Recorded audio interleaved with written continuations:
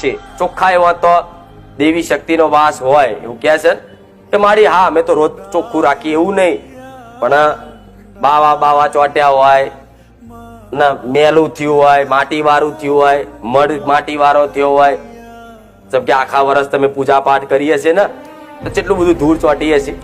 એ રીત માતાજીનું એક ઘર છે, એક મંદિર, એ સાફ કરજો.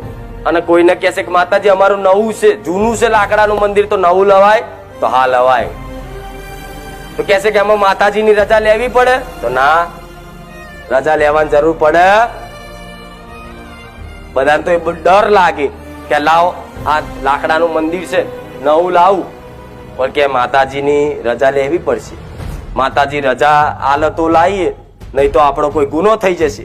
તો તમારી કુળદેવીને ખબર છે કે દીકરો મારું જ મંદિર લાવવાનું કે છે નવું, એમાં રજા લેવાની આવે, પ્રાર્થના કરાય.